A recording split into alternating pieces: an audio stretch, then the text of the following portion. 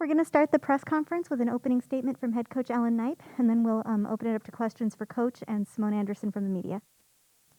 Yeah, well, first of all, I thought it was great to get back in the Pyramid. You know, we've been gone for a little bit, and it's always great to play here. Even better if it was packed with our fans, but it's still great to play here. You know, it was an interesting match. It was kind of a match for a while there of runs, and that's not usually the matches we're in. And credit to San Diego because we got out of the gates real well and got up, and then they did a good job of getting a few runs their own and getting back into it, and it turned into a little bit tighter first set than we were hoping it probably needed to be. And then in the second set, you know, it wasn't the cleanest set, but we were good down the stretch with really good composure to close out the set, and then I thought we put together a really nice third set. But yeah, you know, back-to-back matches as we've been going now and traveling home from Hawaii last week and against a good team that digs a lot of balls and forces you to play, you know, volleyball for a long period of time. I'm happy with the result. I think we also, as we always do, we learned some things from the weekend that we can really emphasize in our practice gym. Now, with a week of matches left before the postseason, how healthy is your team, and what do you think you guys are going to look like in 7 days? Yeah, you know, we're healthier tonight than we've been in weeks, and that's an encouraging sign. It's been a really tough battle the last couple of weeks with who could go in practice or who could play in matches, and tonight we pretty much had most of our guys ready to go and healthy to go and getting healthier and moving around a lot better on the court, and that's going to be good for us moving forward. So we're excited to get into a week of practice and kind of have our whole group and be able to do some things that we haven't been able to do the last couple of weeks. Now, you've had to gel a new group together pretty quickly, and the results have been very good. But how do you feel that they're all coming together? Yeah, I think, you know, when you look at the circumstances that the team has been dealt, I think they've done exceptional as far as buying into how we want to play and the preparation to be good in practice and having really good areas of focus individually and collectively as we come in for the week so that we can be better than the last time we played.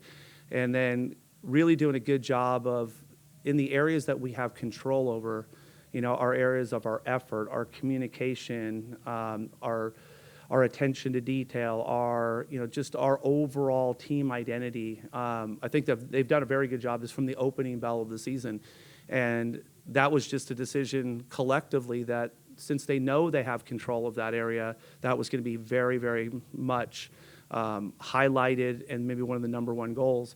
And then we always bought into the idea that we'll get better as each week goes on, and that's kind of morphed into we'll get better and we'll get healthier as we go along, and we're at a pretty good spot right now. So I think if you think of a team in April, you'd like to think that you've covered a lot more than we've been able to cover, but from what we've been able to do and what we've been able to cover, I think the guys are doing a tremendous job, and I know that they're hungry to get even better because they know there's so many things that we can improve on. On that, how important has Simone Anderson's leadership been in helping that process? Yeah, you know, Simone's just he's really like another coach on the court for us at this point. You know, to be honest with you, it's not like it just evolved this year. Simone's, you know, one of the high volleyball IQs this program's ever had, and not just volleyball IQs, a brilliant kid off the court as well in the classroom.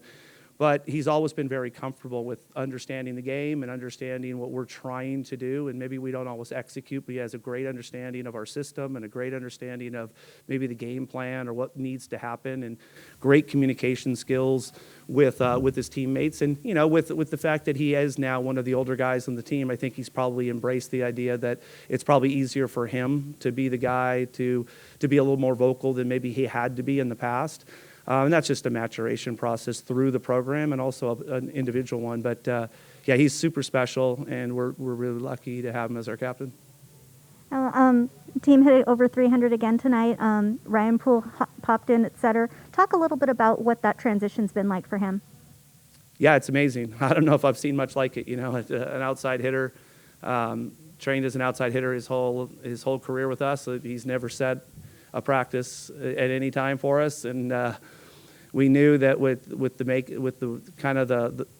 makeup of our team this year, with some guys not coming back and different things that have happened, that we were going to need that. And Ryan fit the bill that he could train at that position. He could play on the right. He could play on the left.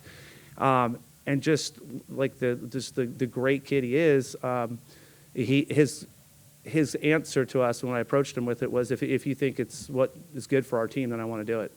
And I'll do everything I can. And he practiced really hard at that. Even when Aiden was healthy and Aiden was setting, Ryan worked really, really hard and took it really serious to be the best setter he was capable of. And that's just a huge credit to him that when we needed him, when his number was called, that he was prepared to do it. So I'd love to say that, hey, this was great preparation by our coaching staff and all this, but if the kid doesn't buy in, he doesn't put in the work, and then have the right attitude about it. Ryan's got some great swagger as a senior, that he's been through this, maybe not in this position, but he understands how the games need to be played and what kind of energy, and he also knows his strengths and weaknesses, and he highlights his strengths when he's on the court. And I think that our group really respond to playing for him because they really enjoy playing with him. And that's great for our team, and I'm super, super proud of Ryan.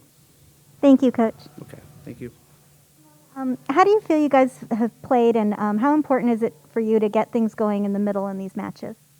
Yeah, I think we're definitely developing as a team, and we're learning to play really hard for each other, and I'm really happy for that. And I think our team identity is developing each week, and we're really getting going in all facets of the game, which is really important for this squad heading into playoffs. You go from being the younger guy with some really experienced top-tier players to being the leader yourself on a team with a lot of young talent. How have you changed your approach to step into that role?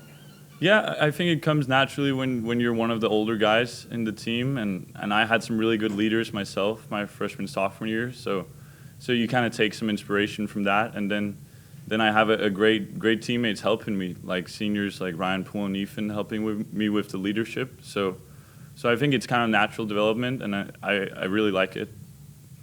How good do you think you guys are playing right now, and what do you feel like you need to do to prepare to get even better before the postseason starts? I think we play better every week and have been. So I think we're just keep pushing in practice and finding new ways to get better. Thank you. Thank you.